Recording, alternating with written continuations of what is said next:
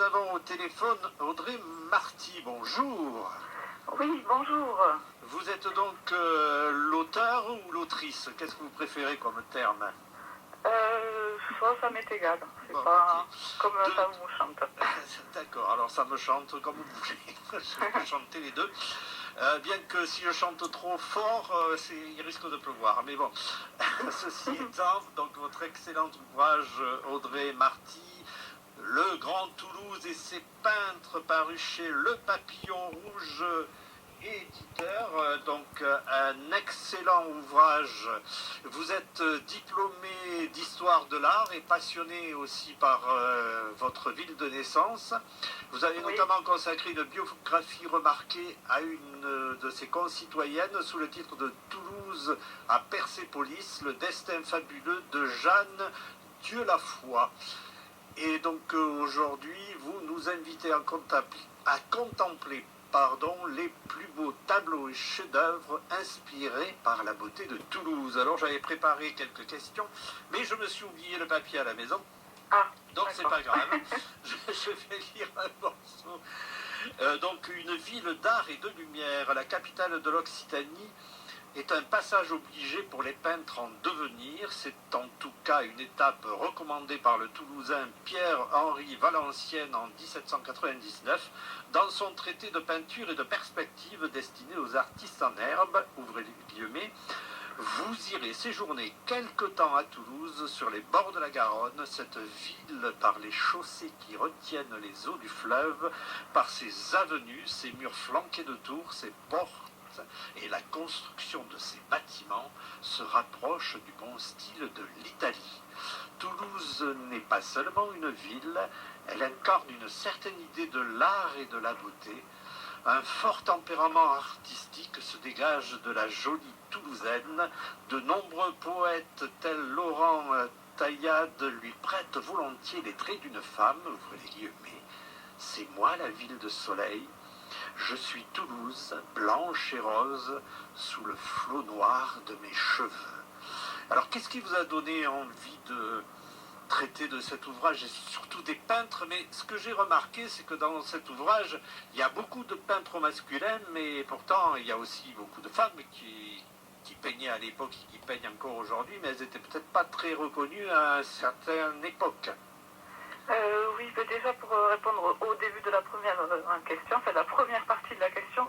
Oui, c'est une commande en fait, ce livre. Après avoir écrit donc la biographie de Jeanne Dieulafoy, mon éditeur m'a proposé, donc parce qu'il avait lancé cette collection sur les peintres, il en a déjà fait sur la ville de Nantes, sur Montpellier, donc il décline sa collection comme ça sur les peintres dans plusieurs villes, et pour Toulouse il a pensé à moi étant donné que je suis historienne de l'art, donc voilà, ça permettait d'allier toutes mes passions, l'écriture et l'art. Et donc voilà comment je suis partie sur cette aventure. Et en ce qui concerne les femmes, il y a René Aspe par exemple, il y a Annette Cunac, donc il y a quelques femmes, mais effectivement comme il y a 75 artistes, c'est vrai qu'il n'y en a que 4-5. J'ai essayé d'en chercher parce que j'aime bien justement parler des femmes. Et bon, ça a été compliqué. Et il y a certaines artistes dont on n'a pas eu les droits aussi pour diffuser les images, donc ça ne nous a pas forcément aidé. Donc voilà, mais j'espère dans le prochain livre parler d'un peu plus d'autres femmes. Alors Toulouse, c'est une ville donc que vous aimez et que vous parcourez toujours avec délice. Oui, mais je suis toulousaine, donc c'est vrai que je vais être un peu chauvine en disant que j'aime ma ville, mais oui, je l'aime beaucoup, et c'est vrai qu'à travers les peintres, je l'ai même redécouverte. Et je pense que les lecteurs feront pareil que moi, redécouvriront la ville, parce que les artistes ont un œil bienveillant, un œil, une vision de la ville particulière, et ils nous la font partager. C'est vrai que, par exemple, je pense à l'artiste Rémi Perrane, qui fait des vues notamment de l'avenue des États-Unis. Et cette avenue, elle a rien de très artistique, mais vue par les peintres, ça donne une autre image, et c'est assez fabuleux d'avoir leur regard sur la ville. Voilà. Alors, il y a un peintre qui est exposé d'ailleurs au château de l'Aréole, enfin, qui commence à avoir un certain âge, et je vois qu'il y a aussi de ces tableaux. Oui, c'est Lucien Vieillard, mais d'ailleurs, j'ai appris qu'il était décédé il n'y a pas très longtemps. Ah, d'accord. Oui, il était très âgé. Oui, oui, Lucien Vieillard, c'est un artiste aussi que j'aime beaucoup. C'est un artiste qu'on définit comme naïf. Et lui, ce qui est paradoxal, c'est que c'était un très grand résistant de la Seconde Guerre mondiale. Donc, on peut imaginer qu'il a vécu des choses pas très drôles, mais dans ses œuvres, voilà, c'était très naïf. C'était une vision du monde très, très belle. Et donc, effectivement, il a donné ses œuvres de son vivant au département de Haute-Garonne. Et donc, c'est conservé au château de la Réole où on peut aller les admirer régulièrement. Et donc, c'est tout un travail quand même. Ça vous a pris, je pense, un certain temps pour écrire et pour mettre en place cet ouvrage. Oui, ça a duré une bonne année. Et en plus, c'était en plein deuxième confinement. Donc ça a compliqué la tâche. Pour les recherches, j'ai dû travailler beaucoup par Internet ou grâce aux archivistes des musées toulousains qui ont continué quand même à travailler. Et donc voilà, c'était un peu compliqué. Et j'ai pas pu rencontrer tous les artistes qui sont dans le livre, mais je désespère pas de les rencontrer en vrai. Et donc voilà, c'était un travail de longue haleine. J'ai été chez les galeristes aussi pour un peu prendre des conseils sur les artistes du moment. Et puis après, donc, j'ai pris les conseils des archivistes donc, du musée des Augustins et du musée du Vieux-Toulouse, ainsi que le musée Paul Dupuis, voilà, qui sont l'essentiel des œuvres dans le livre. Et donc à travers ces tableaux, nous déambulons et nous découvrons aussi Toulouse. Oui, c'est très intéressant de pouvoir... on a créé le livre, on l'a construit sur des thématiques plutôt que par quartier, parce que c'était un peu compliqué de faire par quartier. Donc il y a des thématiques autour de la Garonne, du canal du Midi, des places, des marchés. Et on finit également sur les toits de Toulouse, et ça fait vraiment une grande balade dans l'hypercentre et un peu plus aux alentours.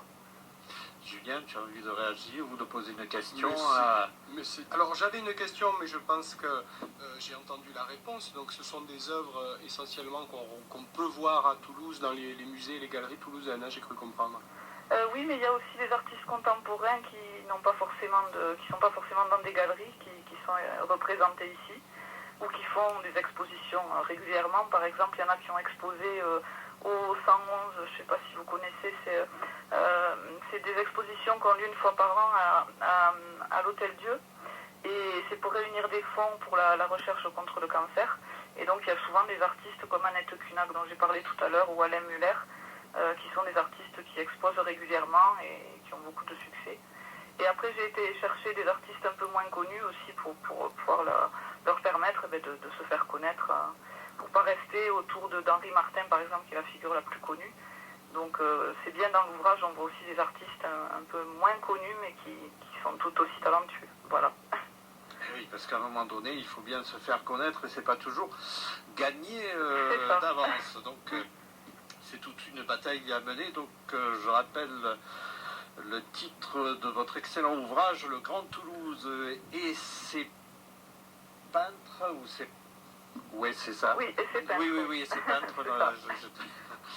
Donc c'est paru chez le Papillon Rouge éditeur. Donc c'est un éditeur avec lequel vous travaillez régulièrement. Oui, donc c'est mon deuxième livre avec lui, et là j'en prépare un troisième justement qui parlera également de peinture, mais là on va élargir puisqu'on va parler des peintres d'Occitanie.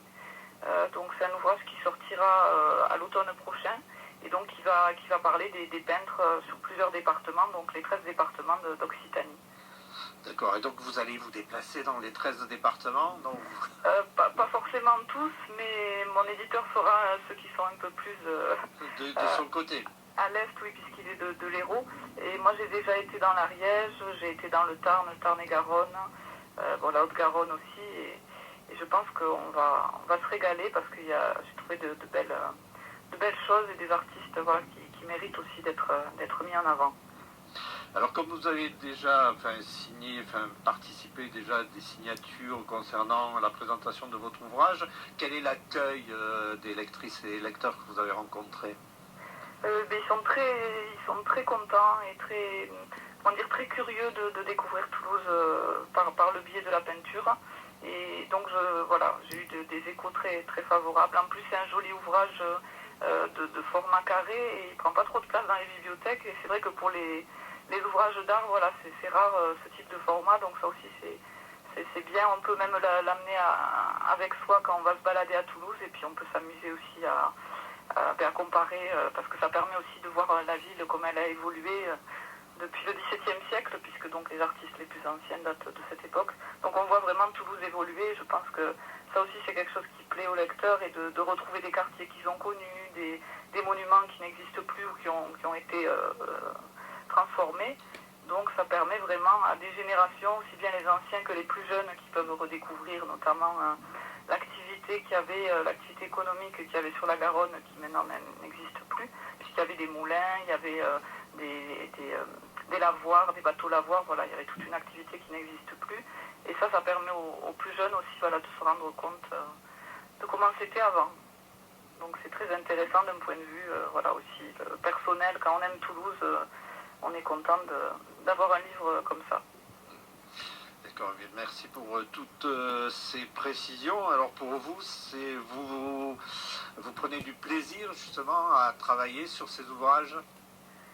Et ça me permet de découvrir beaucoup de choses en fait, parce que les peintres toulousains, j'en connaissais, mais pas à ce point. Et c'est vrai souvent on se rend pas compte qu'on a sous nos yeux ou à côté de nous des choses extraordinaires. Donc ça me permet d'apprendre beaucoup de choses et puis de rencontrer des gens très intéressants. Et pour le prochain livre, là justement, des peintres d'Occitanie, c'est encore plus excitant de pouvoir rencontrer toutes ces personnes et puis essayer d'en faire un ouvrage qui plaira à tous les gens, tous les habitants d'Occitanie. D'accord. Qu'est-ce que vous avez envie de dire encore aux auditrices et aux auditeurs de Radio Occitania? Que la prochaine fois, vous serez en studio pour présenter votre... J'espère, oui. Oui, la prochaine fois, je serai avec vous en présentiel donc pour vous présenter le prochain ouvrage. Et sinon, je voulais leur dire que je prépare pour le printemps des visites guidées dans les rues de Toulouse, justement, pour aller un peu plus loin que ce qui est déjà expliqué dans l'ouvrage. Donc voilà, si les gens veulent se plonger un peu plus encore sur les traces des peintres à Toulouse, ils peuvent me contacter sur mon site internet. Donc c'est audrey-marty.com. Et sinon, les libraires vont se faire